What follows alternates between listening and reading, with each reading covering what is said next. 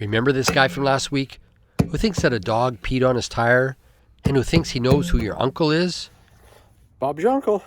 Well, today he's driving a couple of hours on Vancouver Island to have the hub issue fixed. Let's go with him. He's all alone. I don't think he does very well away from home on his own.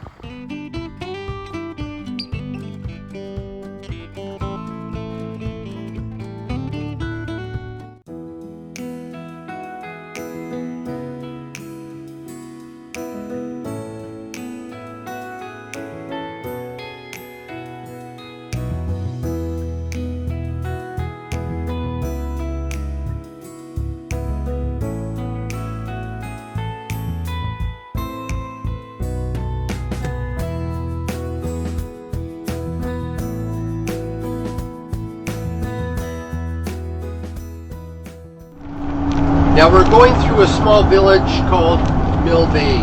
Just a quaint little village. It's really just this small shopping area. There's some really nice homes around here on the waterfront, further back some farms. And there is a small ferry that will take you from here to Sydney, where we live, across the inlet. And if you had a small car or a reasonable sized car, you could take that ferry. There's no way that this Monty and Lola could get on this ferry. It's not an option, but if you're just out for an excursion, that's a really nice thing to do. And then you miss driving the Malahat Highway. But who wants to miss the Malahat Highway on a day like this? It's gorgeous. So you have the inlet on one side of you, and then you have farmland and a beautiful Shawnigan Lake inland. And then if you kept going about 60 miles further, you hit the west coast of Vancouver Island. And then you're in Japan. Well, you're on your way to Japan. You know what I mean. I find I have to talk to you because I'm used to having Michaela here and Boogie and Squeaky in the back, and now it's just me. Nobody to talk to. So the plan for today is we're going to get to a place called Fountain Tire. It's a truck center where Monty's leaky gear oil reservoir is going to be looked at. They're also going to do an oil change, fuel filter change, all of that stuff. Lubrication, check them out. And then, while they're doing that, a buddy and I are going to go out for lunch. We'll unhook Lola, go out for lunch, then we'll go back and pick up Monty at the end of the day, and we're going to a really nice little farm in the New Bay where my buddy lives, and we're going to park Monty there for at least a week to work on them.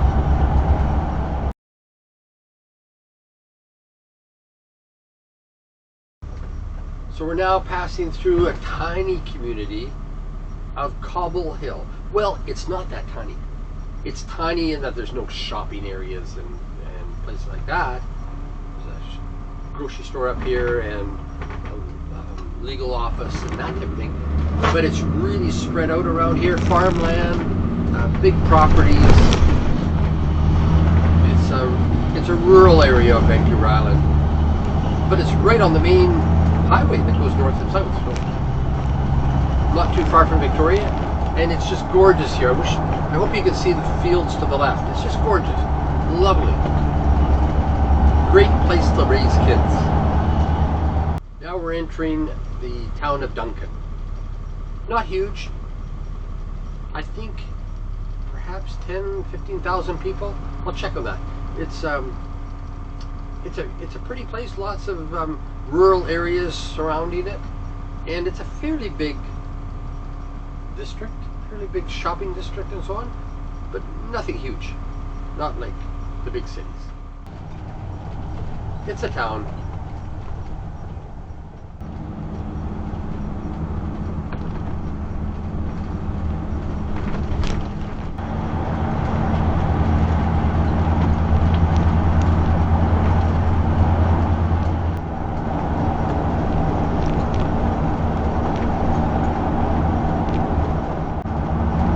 We're now approaching Ladysmith, a little town along the eastern shore of Vancouver Island. Beautiful inlets in here, islands. I'm guessing maybe 9,000 people live here. town itself is built up on a bench to our, up this way. The water is right there. And it's kind of an old town. It's really got a lot of character. One main street, but there's no point in telling you about it because I can't show it to you because we're going along the main road that just goes along the bottom of the bench.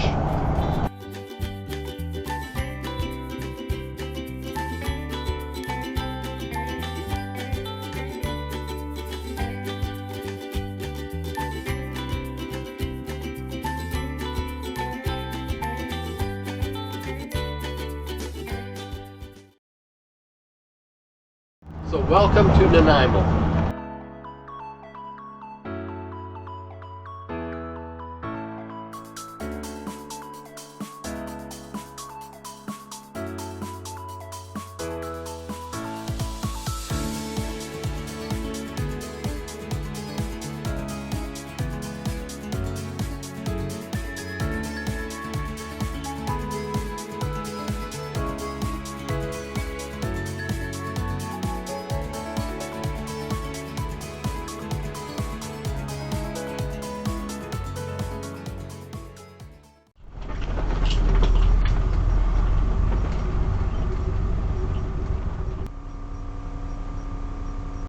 Well, we made it. Wasn't that a beautiful drive? Time to check in, let these guys do their work, and I'll come back to you in a couple of hours.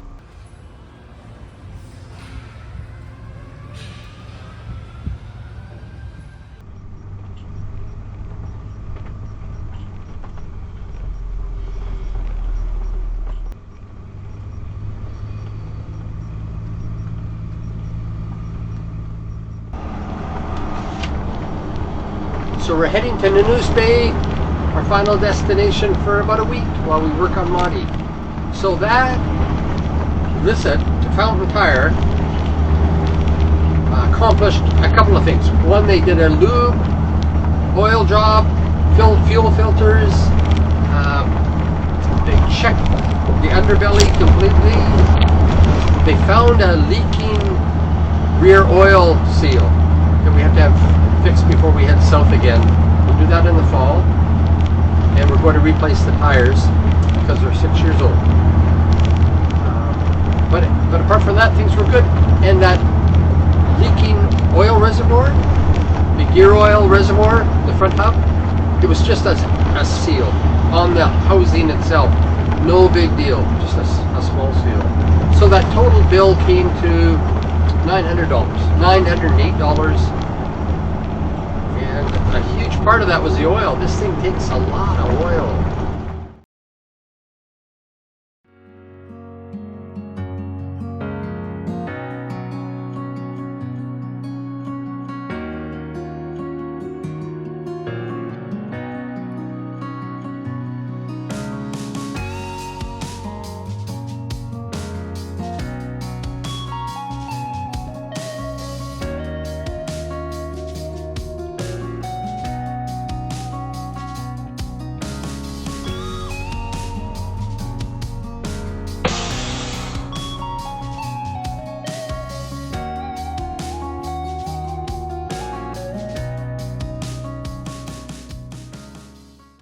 Hi everybody, I'm back at the farm. I promised to let you know what happened about the wheel hub at Fountain Tire. So here's the scoop. The seal was just loose. It was nothing major, but it could have been a real problem if I had let it go. If I had continued to think that we just had dog pee on the tire, well, things could get really nasty. You know, I'm not a mechanic and you know that. I've had people join us on this past video to give me some advice, and I understand it a bit better.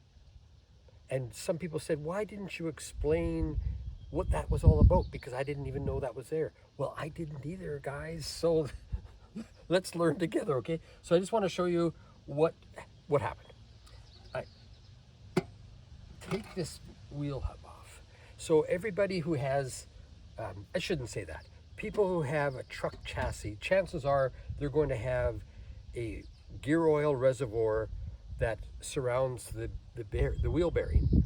And I was told by fountain tire. The reason for that is that it's just more effective, it's more efficient, it's a better system than just an enclosed greased wheel bearing, as in most vehicles. In heavy duty trucks, they told me this is quite typical to have a gear oil reservoir around the hub, and that you need to check it. You can't always count on your mechanic to do it. I didn't even know it was there, and I had no idea whether or not they checked it. So I think you have to do this yourself. Very simple. This inner cap of your main hub will just, or your main hubcap will just pop off, and then inside will be the reservoir. And I'm hoping that this other camera will pick it up. It's I don't know, an acrylic. You can see through. You can see the oil level, and it has a plug. And all you have to do is just look at the oil fill line. On this one, there's a ring that says minimum oil level. And you just have to make sure, just like in your car, that your oil doesn't go down below that minimum level. If it's leaking, then you've got a problem. You don't want to just keep filling it up because it's a signal that something's, terribly wrong. But we drove on this tire for a long time thinking dogs were peeing on it. So please don't be like us. It's not pee usually. Well, sometimes it might be. So let's do this together. So I was told about this wheel bearing. I understand it now. And I really appreciate the viewers who chimed in and gave me a little bit more knowledge about what this thing's all about. Okay, let's begin by looking at where the oil level is. In this case, I just intentionally left it. I told the guys that I would top it up. And the oil level is down a little bit from the line that says minimum oil level. So all you do is you just take the plug out without dropping it down. And one viewer wisely said, why don't you just take the whole hubcap off? And then you've got this whole thing exposed. I'm embarrassed to say, I couldn't pry this thing off. I don't know whether I had the right tool. I had a pry bar, and I was afraid that I was going to dent this wheel cover. So I'm assuming this whole thing just pops off and that these are just decorative knobbies here. But I just didn't want to wreck it for you. You'd think I was a total idiot then. So to that viewer, please, I did try to get the whole hubcap off. And so there's the plug. And hopefully you can, I'll just bend back here so you can see the opening, which is quite wide. And then you just have gear oil in your supply. One viewer said, make sure you've always got this with you in your supplies. He said that synthetic gear oil wasn't necessary, and I agree with him. It's just that the fountain tire people, this is what they use, this is what they gave to me, so I'm going to use it. And it does say on the back that it blends safely with other gear oils, synthetic or petroleum. So you don't have to worry about what's already in there. So I think the viewer's right though. I don't think synthetic is necessary, but in this case, this is what I have, so I'm going to use it. And I think this is a liter, and I was told that there's about a half a liter capacity in here. So you just can see this, the oil level. It's just like filling up a car. So it just needed a little bit. So that's it, folks. Make sure that you have your gear oil. I sound like a used car salesman. Gear oil in your rig, in your supply chest. Easy to do. Check this regularly, because if you're in rainy weather and you don't notice it leaking, perhaps the tire's always wet, so you might not notice it. Or if you're an idiot like I am and you think that dogs just pee on your tire and that's what it was, well then make sure you check it, especially before every long trip. Okay?